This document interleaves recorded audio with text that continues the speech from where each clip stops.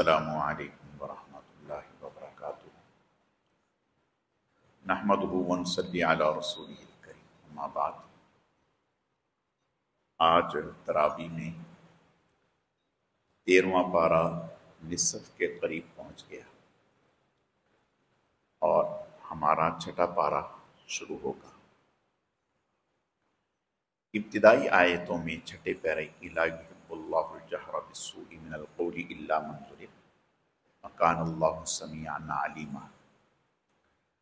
اللہ پاک فرماتے ہیں کہ برائی کا پرچار کرنا اور برائی کی تشہیر کرنا یہ اچھا نہیں۔ اگر کسی کے ساتھ ظلم اور زیادتی ہوئی ہے تو اس سے اجازت ہے کہ وہ اپنی مظلومیت کو بیان کرے، اور یہ جو وہ بیان کرے گا، یہ اظہار کرے گا، اس کو موقع دیا گیا ہے اس کے کرنے کا، ورنہ وہ یہ نہ کرتا۔ اگلی آیتوں میں اللہ فرماتے ہیں یسألک اہل الکتاب ان تنزل علیہم کتابا من السماء۔ یہ اہل کتاب یہود و نصارہ آپ سے کہتے ہیں کہ اللہ تعالیٰ کی طرف سے کچھ لکھا ہوا کیوں نہیں آیا، کوئی کتاب لکھی ہوئی کیوں نہیں آئی، جیسا کہ موسیٰ علیہ السلام کے پاس ایک لکھی ہوئی پوری کتاب آئی تھی۔ تو آپ کے پاس لکھی ہوئی پوری کتاب کیوں نہیں آئی؟ اگر آپ کے پاس لکھی ہوئی پوری کتاب آتی تو ہم مان لیتے۔ تو اللہ پاک فرماتے ہیں کہ ان سے کہیں کہ موسیٰ علیہ السلام کے پاس تو لکھی ہوئی پوری کتاب آئی تھی، تو اس کو کیوں نہیں مانا؟ بلکہ وہاں یہ شرط لگا دی کہ ارین اللہ جہرا، کہ ہم اس وقت تک نہیں مانیں گے جب تک کہ اللہ تعالیٰ کو اپنی آنکھوں سے ہم نے دیکھ لیں۔ فَأَخَذَتْهُمُ الصَّاعِقَةُ، پھر بجلی نے تمہیں جو ہے پکڑا اور تمہیں ہلاک کر دیا۔ تو وہاں تو لکھی ہوئی کتاب بھی آئی تھی، سب کچھ تھا۔ پھر جب تمہیں کتاب مل گئی، پھر کہا کہ بھئی ہم خود براہ راست اللہ سے اللہ کا کلام سننا چاہتے ہیں کہ اللہ ہم سے کہیں۔ تو اللہ تعالیٰ کی طرف سے آپ کو کہا گیا کہ یہ ہماری کتاب ہے، اسے لیں۔ پھر آپ لوگوں نے شرط لگا دی، پھر کہا کہ ہم نہیں مانیں گے۔ وَرَفَعْنَا فَوْقَكُمُ الطُّورَ خُذُوا مَا آتَيْنَاكُمْ بِقُوَّةٍ، اللہ نے تمہارے اوپر پہاڑ کو جو ہے وہ معلق کر دیا کہ بھئی لو کتاب کو، نہیں تو ابھی تمہارا کچومر نکال دیں گے، کوئی بھی نہیں بچے گا۔ تو پھر تم نے کہا، جب دیکھا موت سامنے نظر آئی تو پھر کہا ہاں ہم لیتے ہیں۔ تم تو ہو شرارتی، اور تمہارا مقصد انبیاء کو ستانا، پریشان کرنا ہے، ماننا نہیں ہے۔ اگر ماننا ہوتا تو اس سے پہلے موسیٰ علیہ السلام تو ساری چیزیں پوری کر چکے تھے، کیوں نہیں مانا؟ اگلی آیتوں میں اللہ پاک نے حضرت عیسیٰ علیہ السلام کے بارے میں ذکر کیا ہے، وَمَا قَتَلُوهُ وَمَا صَلَبُوهُ وَلَكِنْ شُبِّهَ لَهُمْ وَإِنَّ الَّذِينَ اخْتَلَفُوا فِيهِ لَفِي شَكٍّ مِّنْهُ۔ یہود حضرت عیسیٰ علیہ السلام کو قتل کرنے کے درپے تھے اور پوری کوشش میں تھے کہ حضرت عیسیٰ علیہ السلام کو قتل کر دیں۔ ایک دفعہ یہود نے 4000 لوگوں کے ساتھ حضرت عیسیٰ علیہ السلام کا محاصرہ کر لیا، اور حضرت عیسیٰ علیہ السلام اپنے ایمان والوں کے ساتھ ایک جگہ پہنچ گئے اور ارد گرد یہود نے محاصرہ کیا ہے۔ حضرت عیسیٰ علیہ السلام نے اپنے حواریین سے کہا، ایمان والوں سے، اب اگر کوئی شخص ایسا ہے آپ میں جو یہ قربانی دے کہ وہ میرا امامہ اور میرا لباس پہن کے باہر چلا جائے، اللہ تعالیٰ اس پر میری شباہت ڈال دیں گے، اسے یہ یہود پکڑ کے قتل کر دیں گے، وہ شہید ہو جائے گا، اللہ تعالیٰ اس کو جنت میں میرے ساتھ کر دیں گے۔ تو ایک حضرت کے حواریین میں سے ایک آدمی نے کہا کہ حضرت میں اس کے لیے تیار ہوں۔ تو حضرت نے اسے اپنا عمامہ اور لباس پہنا کر کے باہر نکالا۔ یہود یہ سمجھے کہ حضرت عیسیٰ علیہ السلام ہیں، انہوں نے انہیں پکڑا اور پکڑ کے قتل کر دیا۔ ایک روایت یہ ہے کہ یہود نے اپنا آدمی جس مکان میں حضرت تھے اس میں اپنا آدمی جو ہے وہ بھیجا۔ جب اپنا آدمی بھیجا تو اللہ پاک نے حضرت عیسیٰ علیہ السلام کو اس مکان سے جبرائیل کے ذریعہ سے اوپر اٹھا لیا۔ ان کا جو آدمی آیا تھا اس پر عیسیٰ علیہ السلام کی مشابہت ڈال دی۔ بعد میں جب وہ شخص باہر نکلا کہ اندر تو کچھ بھی نہیں، تو وہ یہ سمجھے کہ عیسیٰ علیہ السلام ہیں، تو انہوں نے اپنے ہی آدمی کو قتل کر دیا، اور بعد میں اس حوالے سے پریشان ہو گئے کہ بھئی اگر یہ عیسیٰ علیہ السلام تھے تو ہمارا آدمی کہاں ہے؟ تو اگر ہمارا آدمی ہے تو عیسیٰ علیہ السلام کہاں ہیں؟ غرض یہ کہ اللہ فرماتے ہیں وَمَا قَتَلُوهُ وَمَا صَلَبُوهُ وَلَكِنْ شُبِّهَ لَهُمْ، وہ عیسیٰ علیہ السلام کو نہ قتل کر سکے نہ سولی چڑھا سکے، لیکن ان کے لیے شبہ ڈال دیا گیا۔ بَلْ رَفَعَهُ اللَّهُ إِلَيْهِ وَكَانَ اللَّهُ عَزِيزًا حَكِيمًا، بلکہ اللہ پاک نے حضرت کو صحیح سالم زندہ آسمانوں پر اٹھا لیا، اور اللہ تعالیٰ غالب حکمت والے ہیں، ان کے لیے کوئی مشکل نہیں۔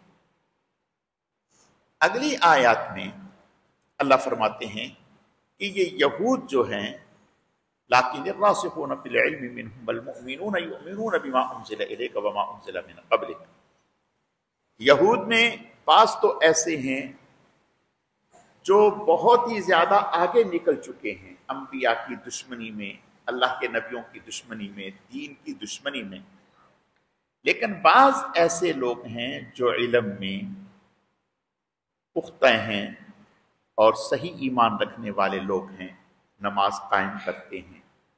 جب انہیں پتہ چلا کہ حضور صلی اللہ علیہ وسلم اللہ کے آخری نبی تشریف لے آئے، تو وہ حضور صلی اللہ علیہ وسلم پر ایمان لے آئے۔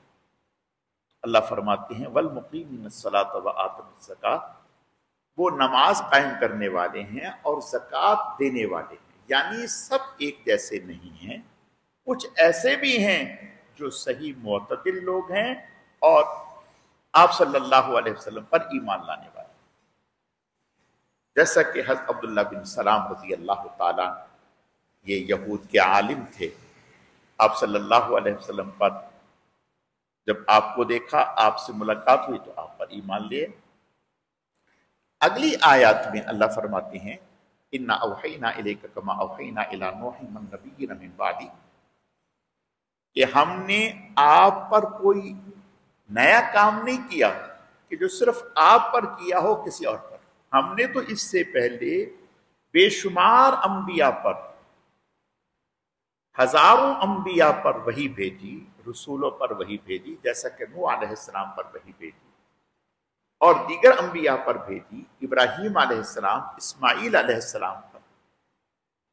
تو لہٰذا جب ہم نے ان پر وحی بھیجی ہے، اور تو آپ کوئی انوکھے نبی نہیں بن کر کے آئے کہ یہ جو آپ کے اوپر طرح طرح کی شرائط لگا رہے ہیں اور طرح طرح کی نشانیوں کا مطالبہ کر رہے ہیں، طرح طرح کے معجزات کا آپ سے سوال کر رہے ہیں، بلکہ آپ سے پہلے بھی انبیاء کرام کی ایک بڑی جماعت ہے۔ حدیث شریف میں آتا ہے کہ اللہ پاک نے 1,24,000 انبیاء کرام کو مبعوث فرمایا، جن میں رسول جو صاحب شریعت تھے وہ 313 تھے، 313 رسول تھے جن کے اوپر اللہ نے کتاب اتاری اور انہیں مستقل الگ رسول بنا کر کے بھیجا، اور باقی انبیاء تھے کسی رسول کے تابع تھے اور اس رسول کی شریعت کو لوگوں میں پرچار کیا کرتے تھے۔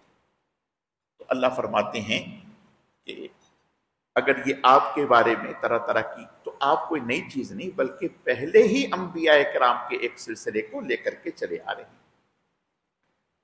اگلی آیات میں اللہ پاک فرماتے ہیں یا اہل الکتاب لا تغلوا فی دینکم ولا تقولوا علی اللہ الا الحق انما المسیح عیسی ابن مریم رسول اللہ وکلمتہ۔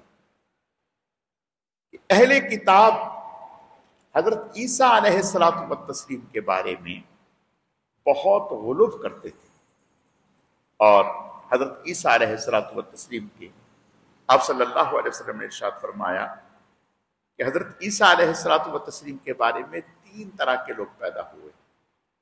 ایک تو وہ جنہوں نے حضرت عیسیٰ علیہ الصلوۃ والتسلیم کو اتنا بڑھایا کہ انہیں خدا کہہ دیا یا خدا کا بیٹا کہہ دیا، جیسا کہ عیسائی ہیں۔ اور ایک طبقہ حضرت عیسیٰ علیہ الصلوۃ والتسلیم کے بارے میں الیاذ باللہ یہودیوں کا، وہ حضرت عیسیٰ علیہ الصلوۃ والتسلیم کے نسب پر طعن کرتے ہیں اور صحیح ذہن نہیں رکھتے۔ اور مسلمانوں کا جو تیسرا طبقہ ہے وہ حضرت عیسیٰ علیہ الصلوۃ والتسلیم کے بارے میں یہ عقیدہ رکھتا ہے کہ وہ اللہ کے نبی اور اللہ کے پیغمبر تھے اور خدا نہیں تھے، خدا کے بیٹے نہیں تھے۔ اگلی آیت میں اللہ فرماتے ہیں لن یستنکف المسیح ان یکون عبدا للہ ولا الملائکۃ المقربون۔ عیسیٰ علیہ الصلوۃ والتسلیم اس بات سے عار محسوس نہیں کرتے کہ میں اللہ کا بندہ ہوں، بلکہ وہ تو فخر محسوس کرتے ہیں کہ میں اللہ کا بندہ ہوں، اللہ کا نبی ہوں۔ اور دوسری جگہ سورہ مریم میں فرمایا انی عبد اللہ آتانی الکتاب وجعلنی نبیا وجعلنی مبارکا اینما کنت۔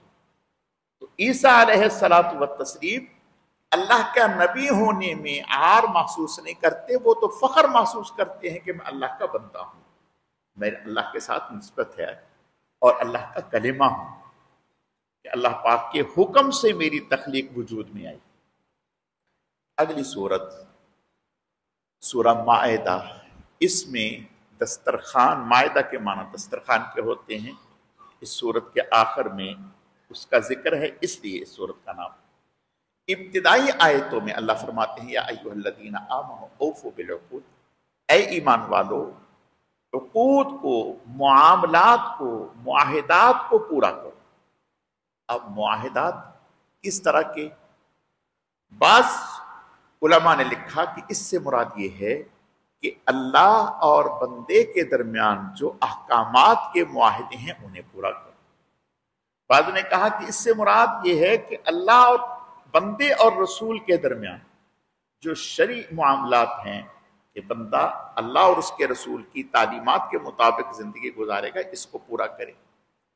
بعض نے کہا کہ اس سے مراد عمومی معاہدات ہیں جو ہم ایک دوسرے سے معاہدہ کرتے ہیں، معاملات کرتے ہیں، تو حکم ہے اس کو پورا کرو۔ اور آپ صلی اللہ علیہ وسلم اور ایمان والے سب سے پہلے اس چیز کو ترجیح دیتے ہیں۔ حدیث شریف میں آتا ہے کہ آپ صلی اللہ علیہ وسلم جنگ بدر میں تھے، تو حضرت حذیفہ رضی اللہ تعالیٰ جنگ بدر میں عین اس موقع پر جب بدر کی لڑائی ہونے والی تھی، تو یہ مکہ سے کسی نہ کسی طریقے سے وہاں پہنچے۔ جب پہنچے تو حضور سے فرمانے لگے یا رسول اللہ اب میرے لیے کیا حکم ہے، میں کیا خدمات سر انجام دوں، کیا کروں؟ آپ نے ارشاد فرمایا کہ بھی دیکھو ابھی تو جہاد کا وقت ہے، لڑائی کا وقت ہے، اس میں شریک ہو جاؤ۔ کہا یا رسول اللہ ٹھیک ہے میں تیار ہوں۔ پھر فرمانے لگے یا رسول اللہ صلی اللہ علیہ وسلم میں جب وہاں سے نکلنے لگا تھا تو مشرکین نے زبردستی مجھ سے یہ عہد لیا تھا کہ بھائی ہم تمہیں اجازت تو دے رہے ہیں لیکن وہاں جا کر آپ ہمارے خلاف لڑائی میں جو ابھی ہو رہی ہے اس میں شامل نہیں ہوگے۔ تو میں نے ان سے وعدہ کر دیا تھا، تو آیا اس کیے ہوئے وعدے کا کوئی اعتبار ہے یا میں اس کو چھوڑ دوں؟ آپ صلی اللہ علیہ وسلم نے ارشاد فرمایا نہیں نہیں، تم اس عہد کو نبھاؤ، اس وعدے کو نبھاؤ۔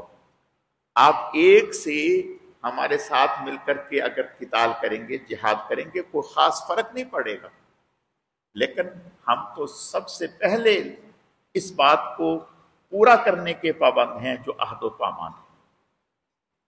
اگلی آیات میں اللہ فرماتے ہیں یا ایھا الذین آمنوا لا تحلوا شعائر اللہ ولا الشہر الحرام ولا الہدی ولا القلائد ولا آمین البیت الحرام۔ ان آیات کو سمجھنے سے پہلے جب صلح حدیبیہ ہوا تھا سن 6 ہجری میں، مسلمان عمرے کی غرض سے وہاں تشریف لے گئے تھے اور احرام باندھے ہوئے تھے، تو اس وقت مشرکین نے باوجود اس کے کہ مسلمان مکہ کے مضافات میں پہنچ گئے تھے، یعنی چند میل کی مسافت تھی مکہ میں داخل ہونے میں، اور مسلمان پرامن تھے، احرام میں تھے، مشرکین نے مسلمانوں کو عمرہ نہیں کرنے دیا۔ صلح ہوئی اور اس میں بھی سخت شرائط رکھی گئیں، اور اس میں بھی یہ کہا گیا کہ اس سال آپ عمرہ نہیں کریں گے، اگلے سال آئیں گے۔ اس معاہدے سے مسلمانوں کے دلوں میں مشرکین کی سخت نفرت تھی، اور ادھر یہ ہوا کہ معاہدے کے بعد مکہ سے ایک شخص تھا حتیم ابن ہند، یہ کچھ لوگوں کے ساتھ کچھ مال لے کے آیا مدینہ میں، جانور یا دیگر چیزیں کاروبار کے لیے سامان لے کے آیا۔ اس نے کاروبار کیا اور پھر اپنا سامان مدینے سے باہر چھوڑا اور حضور کے پاس آیا اور آ کر کے کہنے لگا کہ اس کے حضور کے پاس آنے سے پہلے، ابھی یہ حضور کی مجلس میں آیا نہیں، حضور علیہ السلام نے فرمایا ابھی ایک شخص آئے گا، ابھی ایک شخص آئے گا جو دھوکے باز ہوگا اور کفر کے ساتھ آئے گا۔ تو یہ آ گیا، یہ آیا اور آ کر کے اس نے اپنا مسلمان ہونا ظاہر کیا کہ میں مسلمان ہوں اور میں اسلام میں نے قبول کر لیا، باتیں کرتا رہا۔ پھر حضور سے اجازت مانگنے لگا کہ مجھے اجازت دیں، میرا کچھ سامان ہے، میں وہ ذرا مکہ چھوڑ آؤں۔ تو آپ نے فرمایا ٹھیک ہے، اجازت دے دی، چلا گیا۔ آپ نے ارشاد فرمایا کہ یہ کفر کے ساتھ آیا تھا اور کفر ہی کے ساتھ واپس لوٹا ہے اور دھوکے باز ہے، اس طرح کے آپ نے کلمات کہے۔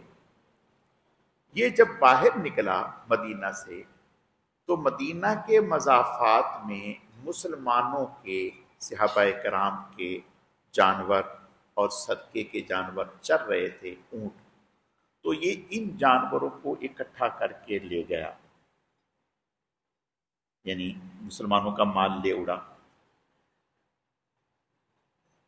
جب یہ نکل گیا حدود سے تو مسلمانوں کو اطلاع ہوئی، صحابہ کرام نے تعاقب کیا اس کا، لیکن یہ ہاتھ سے نکل گیا، تو صحابہ کرام کو اس کا بڑا غصہ تھا۔ اور ادھر یہ ہوا کہ سن 8 ہجری کے بعد، فتح مکہ کے بعد، مسلمان کافر جو تھے آپ صلی اللہ علیہ وسلم کی طرف سے کوئی سختی نہ تھی، بلکہ سن 10 ہجری تک کافر جو تھے وہ اپنی مشرکانہ رسم و رواج کے ساتھ عمرہ اور حج کر رہے تھے۔ مسلمانوں کو یہ بھی بڑا چبھ رہا تھا کہ بھئی ہمیں تو انہوں نے عمرہ نہیں کرنے دیا، اور ہم احرام باندھ کے گئے تھے اور پرامن تھے، اور یہ اس طرح کا اپنے مشرکانہ رنگ ڈھنگ کے ساتھ جو ہے یہ عمرے کر رہے ہیں اور حج کر رہے ہیں. تو مسلمانوں کو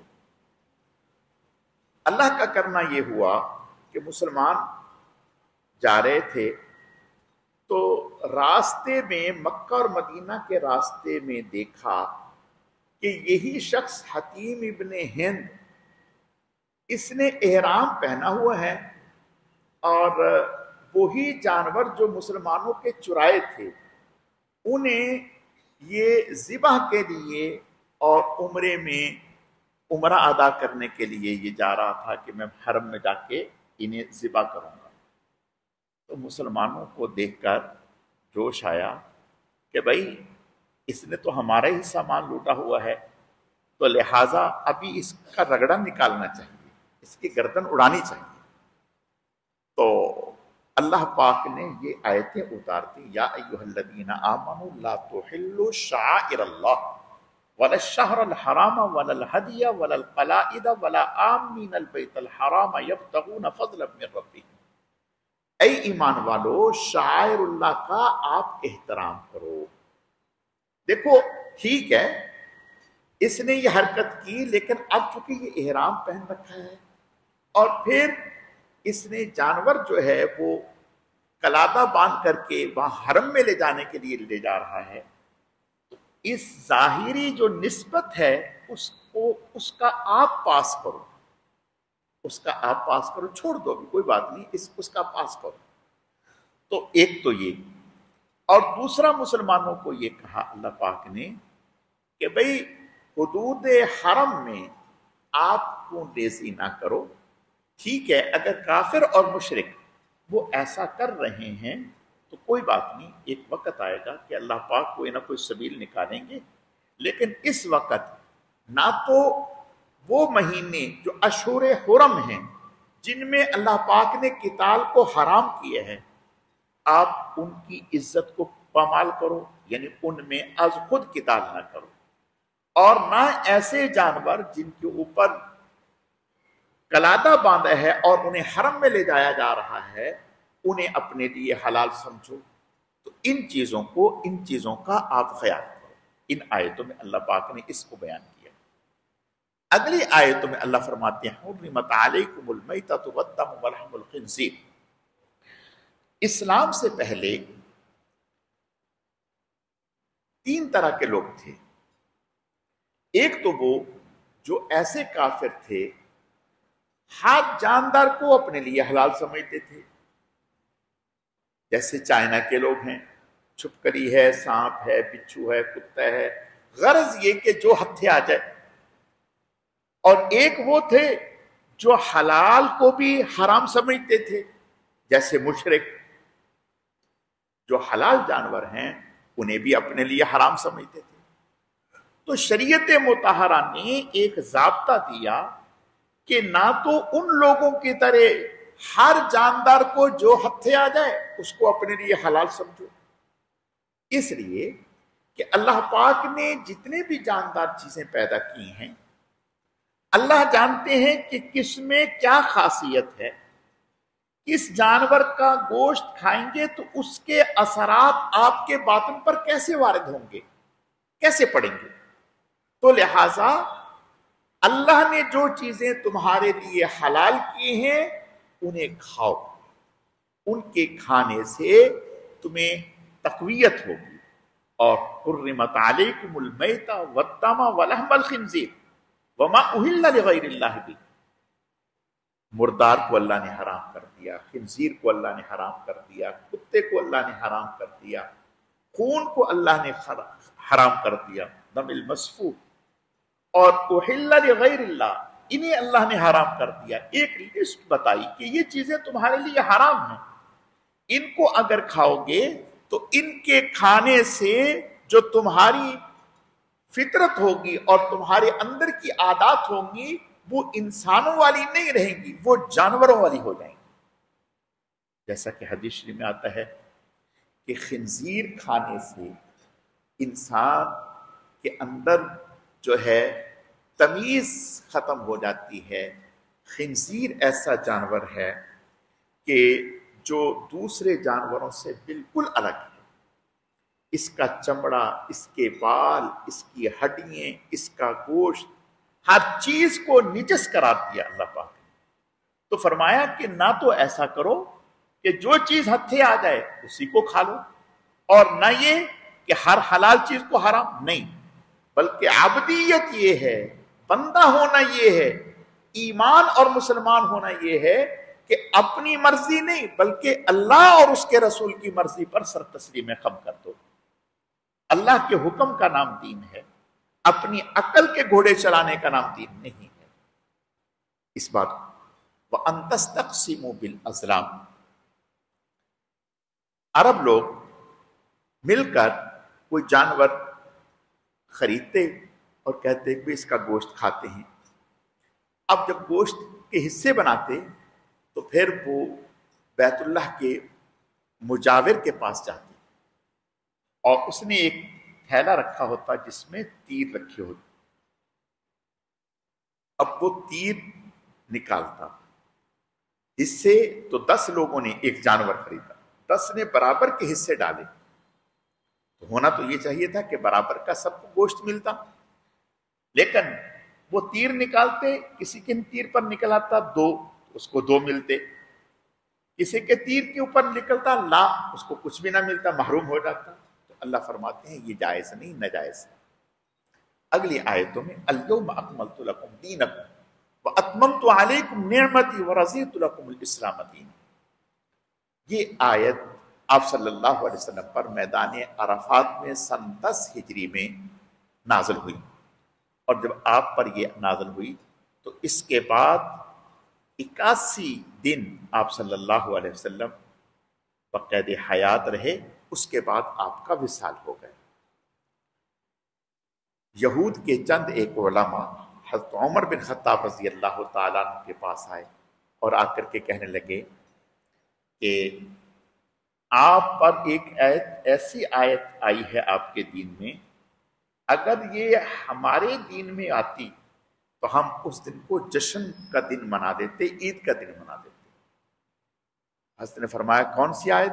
تو کہنے لگے الیوم اکملت لکم دینکم. حضرت نے فرمایا ہم بہتر سمجھتے ہیں جو جب یہ آیت نازل ہوئی تھی تو وہ تو پہلے ہی ہمارے دنوں کا سردار تھا. عرفہ کا دن تو ہمارے ہاں، اور وہ جگہ وہ بھی اہم تھی. اس میں اللہ پاک نے فرمایا الیوم اکملت لکم دینکم، آج کے دن میں نے تمہارا دین مکمل کر دیا. اب اس میں کسی چیز کی کوئی گنجائش نہیں، نہ کوئی چیز کو کم کرنے کی ضرورت ہے اور نہ بڑھانے کی ضرورت ہے. اب ذہن میں آئے گا کہ جب دین مکمل ہو گیا تو پھر تو جو فقہ کی کتابیں ہیں ان میں مسائل ہیں، تو یہ مسائل تو اس وقت تھے نہیں.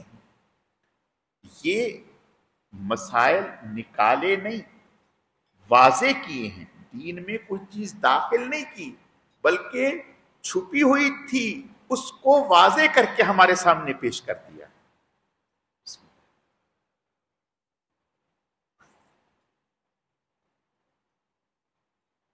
جیسے حکیم طبیب مختلف چیزوں کے عرق لے کر ایک بناتے ہیں، لوگوں کی دوائی نسخہ بناتے ہیں، بالکل اسی طرح فقہا نے قرآن و حدیث کو سامنے رکھ کر اس میں جو چھپی ہوئی مسائل ہیں وہ محنت سے ہمارے سامنے واضح کی. تو فرمایا اکملت لکم دینکم، تمہارے اوپر تمہارا دین مکمل کر دیا. واتممت علیکم نعمتی، اور اپنی نعمت کو، دینی نعمت کو تم پر تمام کر دیا. ورضیت لکم الاسلام دینا، اور تمہارے لیے دین اسلام کو چن لیا.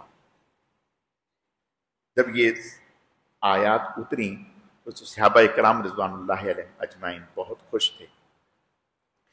بعض نے کہا حضرت عمر رضی اللہ تعالیٰ اور بعض نے کہا سیدنا صدیق اکبر رضی اللہ تعالیٰ. یہ رو رہے تھے. تو کسی نے کہا کہ بھئی آپ کیوں رو رہے ہیں، یہ تو خوشی کا لمحہ ہے.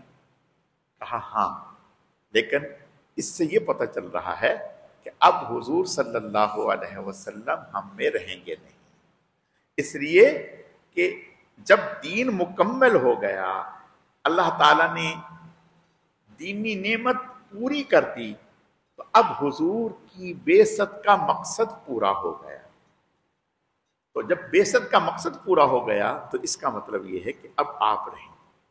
آپ نے ارشاد فرمایا کہ صحیح سمجھائیں، صحیح سمجھا۔ وَأَتْمَمْتُ عَلَيْكُمْ نِعْمَتِي، علماء نے لکھا کہ اس کا مفہوم یہ ہے کہ اللہ پاک اب تمہارے ذریعہ سے اس دین کو غالب کر دیں گے، اور غالب کر دیا اللہ نے۔ جب حضور صلی اللہ علیہ وسلم نے جب یہ آیت اتری تھی تو اس وقت عرب میں یہ دین غالب ہو چکا تھا۔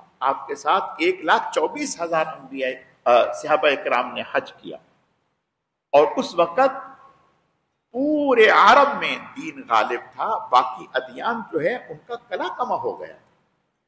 اگلی آیات میں یسألونک ماذا احل لهم قل احل لكم الطیبات، ان آیتوں میں اللہ پاک نے شکار کے احکام کو بیان کیے ہے کہ کون سی چیزیں کھانی ہیں اور کون سی چیزیں، شکار کا کیا طریقہ ہے، اس کو اللہ پاک نے بیان کیا ہے۔ اگلی آیتوں میں یا ایھا الذین آمنوا اذا قمتم الی الصلاۃ فاغسلوا وجوہکم، ان آیتوں میں اللہ پاک نے وضو کا حکم بیان کیا ہے، وضو میں فرائض اس کا ذکر کیا ہے، اور اس سے اگلی آیتوں میں اللہ پاک نے تیمم کے احکام بیان کیے ہیں۔ یہ بھی حضور علیہ الصلوۃ والتسلیم کا ارشاد ہے، فرمایا کہ اللہ پاک نے کچھ چیزیں صرف میری امت کو عطا کی، پہلی امتوں کو نہیں۔ ایک ان میں سے نماز جہاں چاہیں ہم پڑھ لیں۔ پہلی امتیں ایسا نہیں تھا، ایک عبادت کی جگہ متعین تھی، بس وہی عبادت کر سکتے تھے، اس سے علاوہ نہیں۔ میں آپ گھر میں دل چاہے نماز پڑھ لیں، پارک میں دل چاہے نماز پڑھ لیں، شادی حال میں دل چاہے نماز پڑھ لیں، دکان پہ دل چاہے تراویح پڑھ لیں، کوئی مسئلہ نہیں۔ لیکن پہلے ایسا نہیں تھا، عبادت کی ایک جگہ تھی صرف۔ تیمم صرف اس امت کے لیے ہے، پہلے کسی کے لیے تیمم نہیں تھا۔ تیمم یعنی وضو، پانی نہیں ہے تو آپ مٹی سے طہارت حاصل کر سکتے ہیں، مٹی ہر جگہ میسر ہے۔ پہلی امتوں کے لیے غنیمت حلال نہ تھی، غنیمت، مال غنیمت حلال نہ تھا۔ اللہ نے اس امت کے لیے مال غنیمت کو حلال کر دیا۔ پہلی امتیں اگر جہاد کرتی اور اس سے مال حاصل ہوتا تو آسمان سے آگ آتی اور وہ اس کو جلا دیتی، یہ اس بات کی نشانی ہوتی کہ ان کا جہاد اللہ کے ہاں قبول ہے۔ حضور صلی اللہ علیہ وسلم کی امت کے لیے اللہ نے جہاد کو مشروع کر دیا، اور حضور صلی اللہ علیہ وسلم کا رعب اللہ پاک نے 2 مہینے کی مسافت سے آپ صلی اللہ علیہ وسلم کا رعب قائم کر دیا۔ اگلی آیتوں میں اللہ فرماتے ہیں یا ایھا الذین آمنوا کونوا قوامین بالقسط شہداء للہ، اے ایمان والو، گواہی، اگر تمہیں گواہی دینے کے لیے کہا جائے تو عدل و انصاف کے ساتھ گواہی دو، اور گواہی دو۔ جب دین کے کسی کام کے لیے یا کوئی مظلوم انسان ہے اس کے لیے گواہی مانگی جائے تو گواہی دو، یعنی عادل کرو، انصاف کرو، اور انصاف کے ساتھ گواہی دو۔ آج اللہ تعالی ہماری حفاظت فرمائے، جہاں اور کئی ساری چیزوں میں خرابی ہیں وہاں یہ بھی خرابی ہے۔ آج گواہ کی فکر کرنے کی ضرورت نہیں، عدالت میں چلے جائیں، بنے بنائے تیار گواہ موجود ہوں گے اور وہ بہترین گواہی دیں گے۔ تو یہ خرابی ہے، دین کی خرابی ہے۔ اللہ تعالیٰ سمجھنے کی، عمل کرنے کی توفیق عطا فرمائے۔ الحمدللہ رب العالمین والعاقبۃ للمتقین والصلاة والسلام علی سید المرسلین اللہم صلی علی محمد النبی الامی وعلی آلہ واصحابہ وبارک وسلم رب اغفر وارحم وانت خیر الراحمین۔ اے اللہ، جو کچھ کہا سنا گیا اپنی بارگاہ میں قبول فرما، کمی کوتاہیوں کو معاف فرما، اعمال میں اخلاص پیدا فرما، اپنی رضا نصیب فرما، بہکنے بھٹکنے گمراہ ہونے سے ہماری حفاظت فرما، ہم سب کو اپنے نیک اور محبوب بندوں میں شامل فرما، خاتمہ ایمان پر فرما۔ سبحان ربک رب العزت عما یصفون وسلام علی المرسلین والحمد للہ رب العالمین برحمتک۔